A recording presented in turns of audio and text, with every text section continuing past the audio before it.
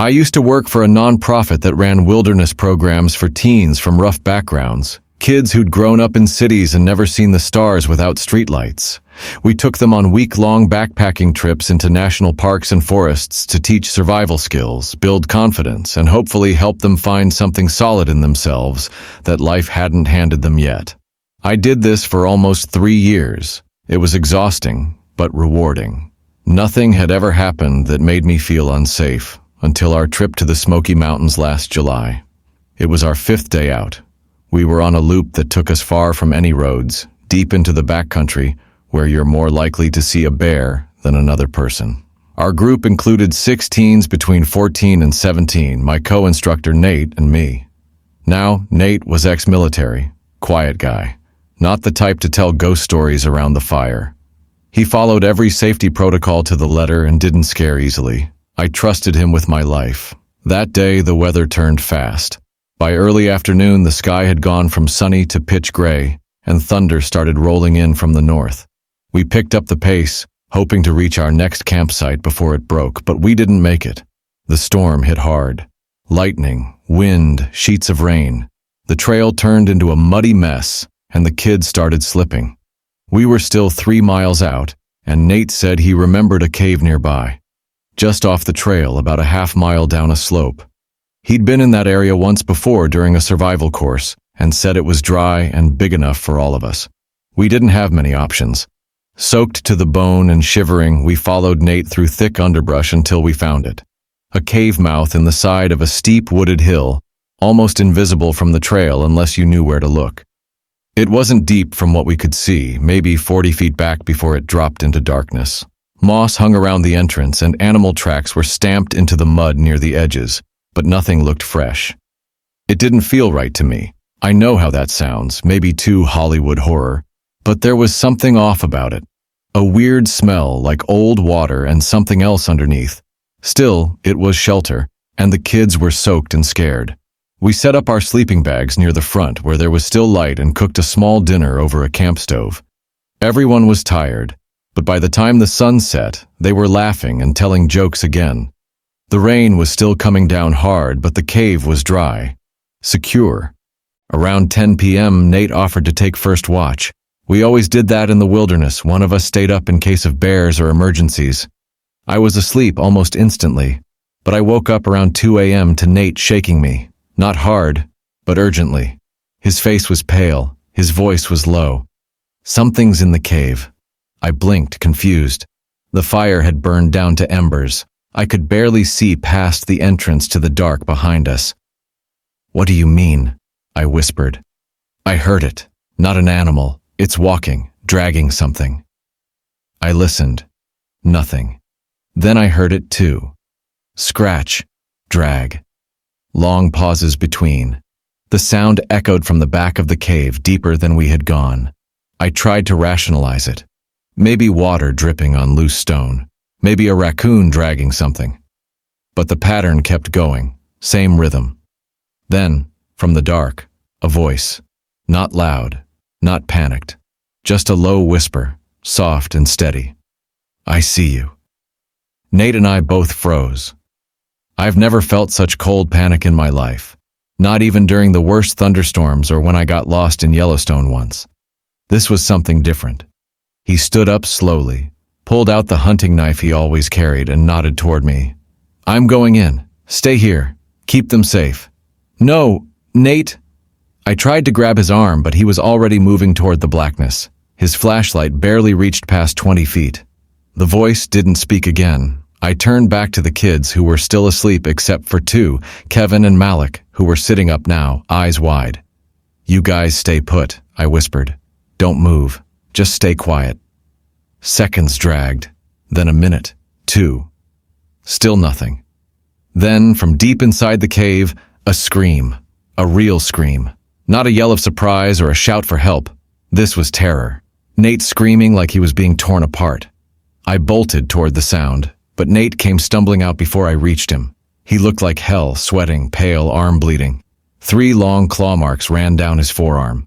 Not deep, but raw and red. "There's something wrong in there," he panted. "It's not an animal."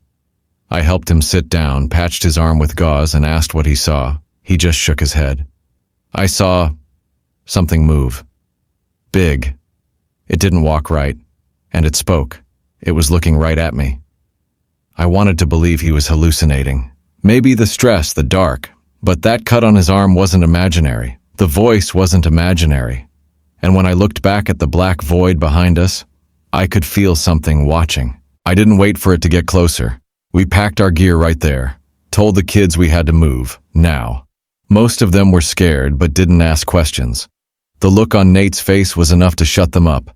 We hiked out in the rain, slipping and sliding down the muddy hill, soaked again. We didn't stop until we hit a Forest Service road at dawn and flagged down a ranger patrol truck. I tried to explain. Left out the voice, the claw marks. Just said there was something in the cave. They didn't seem that concerned. Said it was probably a black bear we startled. One of them offered to go check it out later. We drove back to the ranger station. Nate didn't say a word the entire ride. He sat there, arm bandaged, eyes fixed out the window like he was still in the cave. He quit the program 2 days later, moved out of state, never spoke to me again. I couldn't stop thinking about that voice. I started digging around online, looking for stories, local legends, anything, and I found them. Not in official reports, but in obscure forums, blog posts, old news articles, accounts of people disappearing near unmarked caves in that part of the Smokies. Not frequently, not enough to raise alarms, but enough to notice a pattern. One post described a cave where the air was too cold and smelled like old dirt. Another talked about hearing a whisper, clear as day, saying, "I see you." And in one particularly old article from the 1970s, a hiker described finding bones in a cave that didn't match any known animal. He called it a burial site or a nest. The authorities never followed up. I've tried to forget about it. Told myself it was a fluke, a trick of the dark, a combination of stress, fatigue, fear.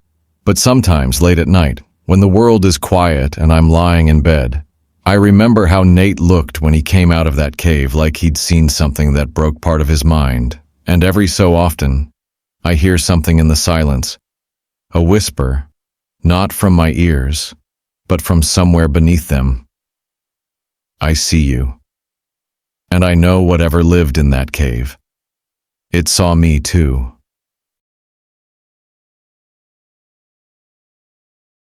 I've always loved camping.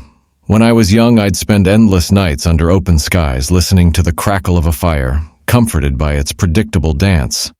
But a few years ago, during one late summer escape into a remote part of the Pacific Northwest, my safe haven turned into a waking nightmare. A night that still haunts me when I close my eyes. I'll never forget the drive up to that forgotten stretch of forest land. I needed solitude badly after a series of personal losses. I rented a battered Jeep and headed to a lesser-known national forest far from the clamor of popular campsites. I found an old trailhead with a single gravel parking lot and a faded sign that read, "Backcountry access for experienced campers only." I was one of them, or so I thought. After hours of driving, the winding road eventually led me to a narrow trail bordered by ancient Douglas firs and thick underbrush. The forest canopy swallowed most of the late afternoon light, giving the world a perpetual dusk. I hiked deeper than usual, seeking that raw isolation where I could leave my thoughts behind. Soon, I came upon an open clearing near the edge of a small, eerily still lake. The water's surface was almost mirror-like, reflecting the low-hanging branches above. I decided it was the perfect spot. I set up camp as the sky turned an inky black. I pitched my tent far enough from the lake and cleared a small patch of forest floor to build a fire. The air was cool but inviting. As darkness gathered, I gathered some wood and kindled a modest campfire. There was something almost ritualistic about sitting alone with the flames, the crackling sound, the dance of the light, and the shadows it threw over the surrounding trees all felt like a promise of comfort in the night. I lit the fire carefully, and it roared to life far more vigorously than I expected. I shrugged it off as a happy accident fueled by dry wood and a gentle wind. I sat back in my folding chair, feeling a sense of relief wash over me. For a while, I simply watched the flames, lost in memories and reflections. But then I noticed something odd. The fire began to behave in ways that defied its natural order. It started with a flicker, a subtle, irregular movement that didn't match the usual flow of the flames. At first, I assumed it was just a gust of wind or a stray ember dancing on an unseen breeze. Yet as minutes passed, the flickering turned deliberate. The flames seemed to quiver and pulse in rhythm with something else, as if they were trying to communicate a message I couldn't understand. I leaned closer, my eyes locked on the blaze, but what I saw made my skin crawl. The fire, normally bright and warm, was casting long, jittery shadows that swayed independently of the light. One shadow in particular caught my attention. It wasn't cast by any tree or rock that I could see. It moved slowly along the edge of the clearing, as though it were stretching toward me. I blinked, thinking exhaustion had blurred my vision, but the shadow remained. My heart began to pound, and a chill ran up my spine. I tried to calm myself by muttering that it was just my imagination. After all, I was alone and tired, and darkness plays tricks on the mind. I poured myself a cup of coffee from my thermos and sat there stirring it absent-mindedly, trying to shake off the uncanny feeling. But deep down, I felt like I was being watched. The night deepened and the wind picked up, rustling the treetops like whispered secrets. I decided to take a short walk around the campsite, partly to clear my head. As I moved a few yards away from the dying warmth of the fire, I began to notice that the phenomenon was not isolated. Tiny motes of light like fireflies danced around the perimeter, but they weren't living insects. They floated in fixed geometric patterns, almost like deliberate signals in the dark. I slowed to a stop, breath catching in my throat, and stared at the patterns, trying to decipher their meaning. Then I heard a sound. At first it was a low hum, barely audible, like a vibration in the air. Кто здесь? But as I moved closer to the fire, the hum grew louder until it turned into a discernible, almost human-like whisper. It was as though the fire itself was speaking. My heart pounded. I froze, straining to understand the words. They weren't words I recognized, but they carried a tone that was unsettlingly familiar, a mix of sorrow and menace. Тут есть I кто-нибудь? felt compelled to return to the fire, compelled despite every instinct screaming at me to run. As I approached, I realized the temperature around the fire had dropped suddenly. The flames, though still fierce, looked colder, their edges almost blue. And then I saw it. Among the logs and sparks, a single word was spelled out, almost imperceptibly in the glowing embers. I couldn't make it out at first, but as I peered closer, the letters seemed to flicker into focus. It read simply, "Remember." I stood there, Кто dumbfounded. здесь? Memories of my past, losses I'd tried so hard to bury, Фонарик, тень, brought tears to my eyes. The Показалось. fire was not only alive in a strange, preternatural way, but it was also reaching out to me, dredging up old regrets and unanswered questions. I tried to shake it off, telling myself that I was just tired and overwhelmed by grief. Откуда-нибудь. I retreated back to my tent, hoping sleep would dull the terror of what I'd seen. But sleep did not come easily that night. I lay there in my sleeping bag, staring at the tent's fabric as shadows played across it, wondering if the fire's message was meant for me. Every time I closed my eyes, I could see that ghostly word carved by flames. And then, as if on cue, I began to hear it again. The hum, the whisper, more insistent this time. Remember, remember. It wasn't a single voice, but a chorus of murmurs that reverberated around the camp. I clutched my blanket and tried to convince myself that it was just the wind or my own troubled mind. But as the night wore on, the sounds grew louder and clearer. Снова какой-то шорох. The shadows outside my tent seemed to press closer, as if eager to listen. I felt a presence, something that I couldn't explain with words, a weight on my chest, a deep-seated fear that something from my past had come back to claim me. Unable to bear it any longer, I grabbed my flashlight and stepped out into the cold darkness. The fire was still burning in the clearing, its unnatural glow casting eerie shapes all over the ground. I approached it cautiously, the pattern of swirling embers, the flickering blue edges, They all seemed to be pointing to something in the distance deep into the forest where the trees grew so thick that even the moonlight struggled to reach the ground. Then I heard a sound. At first it was a low hum, barely audible like a vibration in the air.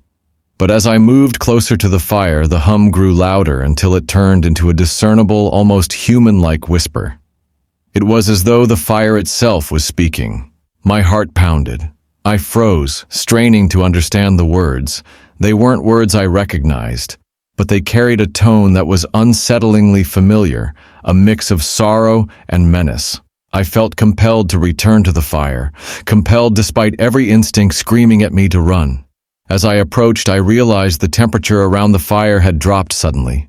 The flames, though still fierce, looked colder, their edges almost blue. And then I saw it. Among the logs and sparks, a single word was spelled out, almost imperceptibly in the glowing embers. I couldn't make it out at first, but as I peered closer, the letters seemed to flicker into focus. It read simply, "Remember."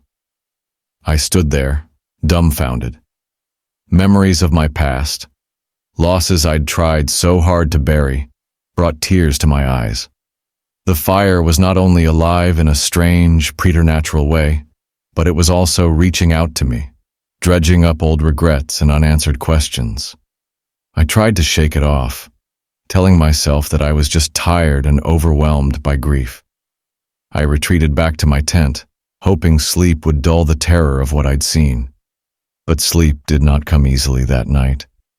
I lay there in my sleeping bag, staring at the tent's fabric as shadows played across it, wondering if the fire's message was meant for me. Every time I closed my eyes, I could see that ghostly word carved by flames. And then, as if on cue, I began to hear it again. The hum, the whisper, more insistent this time. Remember, remember. It wasn't a single voice, but a chorus of murmurs that reverberated around the camp. I clutched my blanket and tried to convince myself that it was just the wind or my own troubled mind. But as the night wore on, the sounds grew louder and clearer. The shadows outside my tent seemed to press closer, as if eager to listen. I felt a presence, something that I couldn't explain with words. A weight on my chest, a deep-seated fear that something from my past had come back to claim me. Unable to bear it any longer, I grabbed my flashlight and stepped out into the cold darkness. The fire was still burning in the clearing, its unnatural glow casting eerie shapes all over the ground. I approached it cautiously. The pattern of swirling embers, the flickering blue edges, they all seemed to be pointing to something in the distance deep into the forest where the trees grew so thick that even the moonlight struggled to reach the ground. I followed that pull, leaving behind the safety of my small camp circle. I walked slowly, each step careful as I ventured further from the reassuring crackle of the dying fire. The forest around me was unnervingly quiet.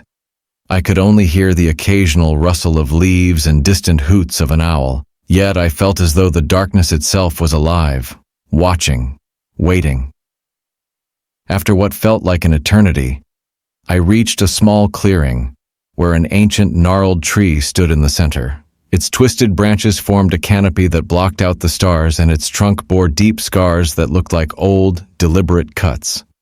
At the base of the tree was a shallow depression, almost like a natural altar, where something metallic shone in the faint light of my flashlight. I knelt down and discovered a small, tarnished locket, half buried in the dirt. My hands trembled as I opened it. Inside was a tiny, faded photograph of a young couple, and an inscription so worn it was barely legible. "Always remember me." The word remember echoed in my mind like a refrain. I had no idea who they were, but the discovery struck me as painfully personal, as if the forest was trying to force a memory from deep within me. I took the locket with me, and the forest around me seemed to react. The gentle whisper that had haunted my tent suddenly grew louder, more insistent. I wasn't sure if it was the wind or if it was coming from the very locket. It felt as though the locket was tethered to the same otherworldly force that had animated my campfire, a force reaching out to remind me of something I'd long forgotten. With the locket in one hand and my flashlight in the other, I raced back to the camp, desperate for the familiar glow of my fire. When I arrived, the campfire was nearly out, its embers dull and gray. But as I neared it, the embers suddenly flared to life again.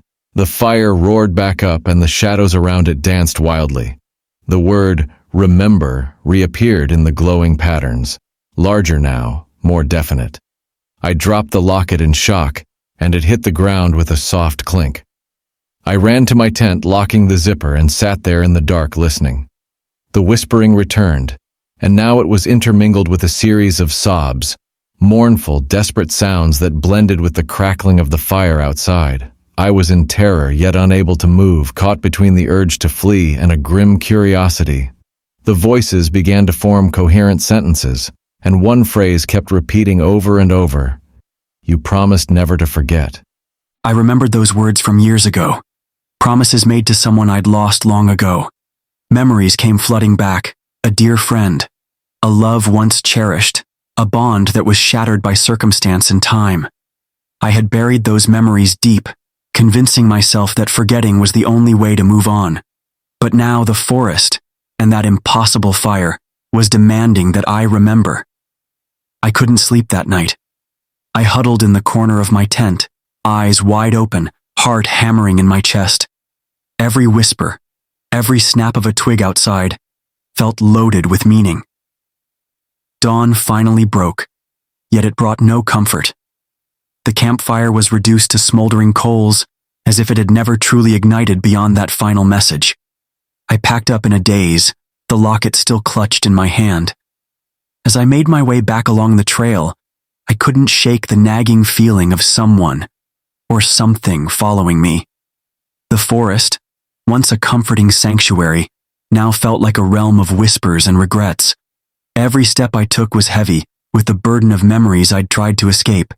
It wasn't until I reached my car that I allowed myself to stop and examine the locket more closely. Inside the faded photo, I saw a striking resemblance to someone from my past, a friend I'd lost touch with after a terrible accident that left me with more guilt than grief. The inscription, "Always remember me," was a poignant reminder of a promise I'd made in my darkest hour. I realized then that the fire's message, the whispering voices, and the very atmosphere of that night were not malicious hauntings from an external spirit, but echoes of my own buried conscience. The forest had become a mirror of my soul, a silent witness to the promises I once broke, the memories I refused to face. I never went back to that part of the forest, and I haven't slept peacefully since that night. Every time I see a campfire, I wonder if it holds a secret, if the dancing flames carry messages meant only for those who have something to atone for. I can't shake the feeling that some part of me will always be tethered to that night, the night the campfire refused to die, the night it forced me to remember.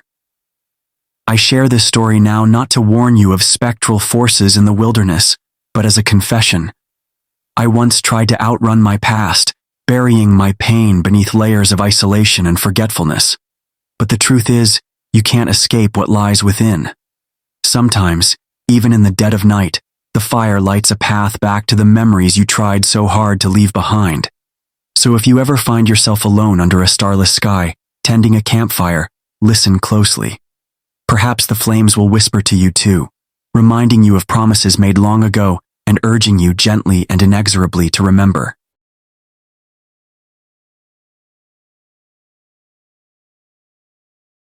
Let me start by saying I'm not easily scared. I've been hiking and camping alone since I was 16. My dad raised me on survival books and weekends in the wild. So when I took a solo camping trip last summer, it wasn't supposed to be anything special. Just a few days to clear my head, unplug from work, and breathe some real air. I chose a spot I found online, an unofficial site near a creek in an Oregon forest that barely anyone visits. Remote enough to be quiet, but close enough to the nearest ranger station that I didn't feel like I was risking my life. At least, that was the plan. The hike in took about 4 hours. It was peaceful, surrounded by towering pines and the kind of quiet you only find deep in the woods. No road noise, no people, just birds, the crunch of my boots, and the occasional creak of the wind brushing against the trees. I reached the site by late afternoon, pitched my tent near the creek, and set up a small fire pit. I'd brought a camp stove too, but there's something about cooking over an open flame that just feels more real.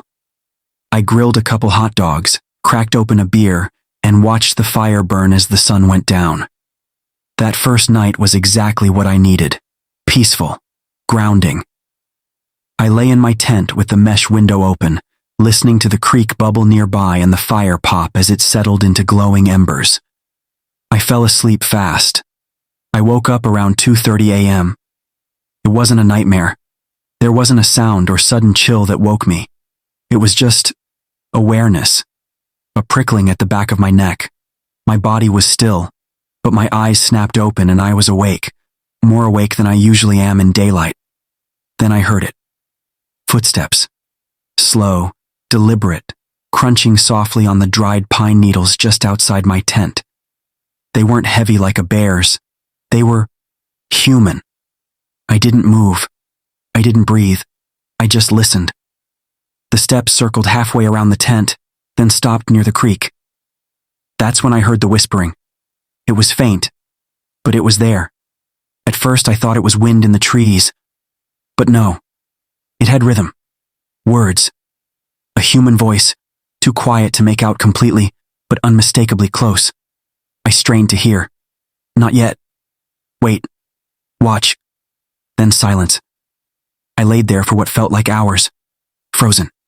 I had a small knife in my pack, nothing major, just a folding blade. It was under my pillow. I didn't dare reach for it. I just waited. No more footsteps. No more whispering. Eventually, I must have drifted off because when I woke up again, it was light out. At first, I told myself it was a dream, my mind playing tricks on me. But when I stepped outside, I saw two things that made my blood run cold. First, the stones around my fire pit were scattered. Not knocked over, moved, rearranged into a crude shape that looked like a triangle with a line through it. I hadn't done that. Second, something was carved into the bark of a tree about 10 feet from my tent. It was fresh, still light in the wood. One word. Patience. I packed up. Fast. I didn't eat, didn't stop to double-check my trail. I just wanted to get out of there. As I was hiking back, I kept looking over my shoulder. I couldn't shake the feeling that someone was still watching me. Not following exactly, but there. Like eyes were following every step I took, staying just out of sight. Halfway back, I passed something that made me stop cold. A tree, different from the others, wider and older, had the same symbol carved into it. That triangle with the line. But this carving was old, weathered, cracked and gray like it had been there for years. It wasn't just some random person out there messing with me. It was someone who knew that forest, who lived in it, or claimed it as theirs.